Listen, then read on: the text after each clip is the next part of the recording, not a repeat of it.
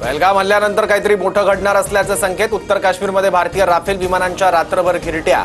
लष्कर प्रमुखांकडूनही नियंत्रण रेषेवरील परिस्थितीचा आढावा। भारतीय सैन्याचा राजस्थानमध्ये युद्ध सराव। भारत फ्रान्सकडून आणखी 26 राफेल विमानं खरेदी करणार।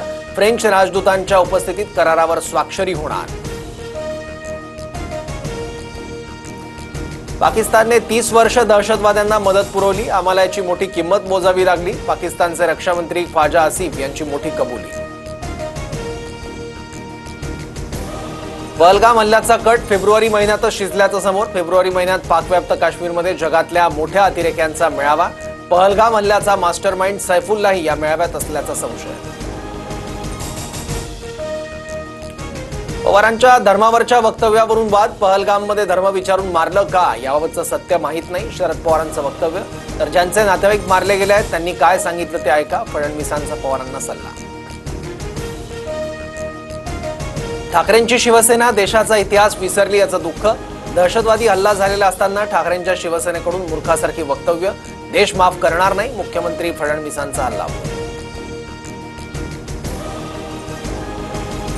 ठाण्यातील घोडबंदर मार्गावर उद्यापासून 100 तासांचा मेगा ब्लॉक। गायमुख घाटाच्या कामासाठी रात्री 1 ते मंगळवारी रात्री 1 पर्यंत वाहतूक पूर्णपणे बंद राहणार। भिवंडी मार्गे वाहतूक वळवणार।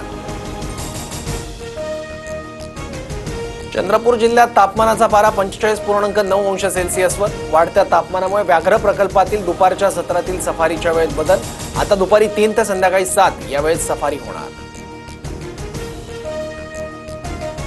ठाण्यात रात्री 12 वाजेपर्यंत पाणी बंद राहणार। जलवाहिनीच्या देखभाल दुरुस्तीच्या कामासाठी काल रात्रीपासून पाणी पुरवठा बंद।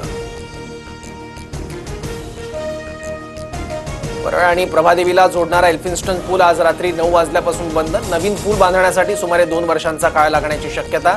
वाहतूक कोंडी रोखण्यासाठी पोलिसांकडून पर्यायी मार्गाची व्यवस्था।